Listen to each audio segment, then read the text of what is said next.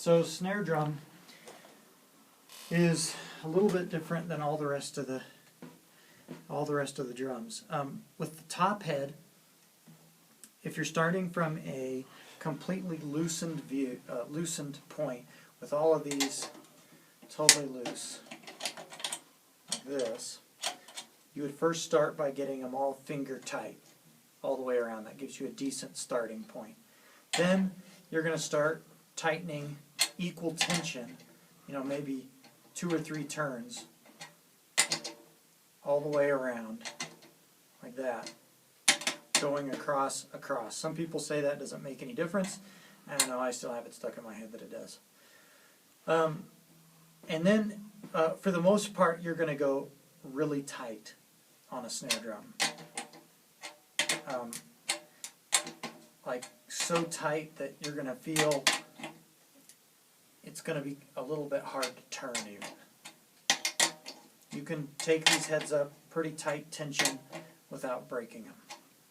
So don't worry about that.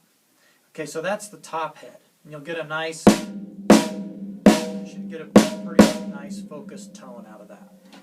The bottom head has a little bit of a secret that I don't know, it's not well known anyway. This has worked really well for me on all the snare drums. The 2 lugs on either side of the snares, I tune at a medium tension. So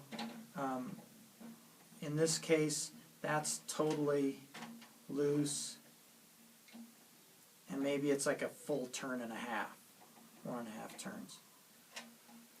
These lugs that are away from the snares, in this case these 6 on this drum, are tuned really tight. So much so that you should be able to see when you look at the snare from this angle, that you could see how much further the rim is up here from the middle part. I don't know if we can catch that angle at all. You see that? Yeah. Okay. And what that's supposed to do is reduce extra snare buzz. For whatever reason, it seems to do a pretty good job. And what you end up with is a pretty clear, focused snare drum sound. The last thing that's really important about snare drums is finding a head that works good. The most consistent head that I've found is the Evans Power Center reverse dot. It's got like a dot on the underside of it that helps kind of muffle it a little bit. And then these guys, the Moon Gels, are like everybody's best friend. They work great for all the drums and cymbals on occasion. And that's the snare drum.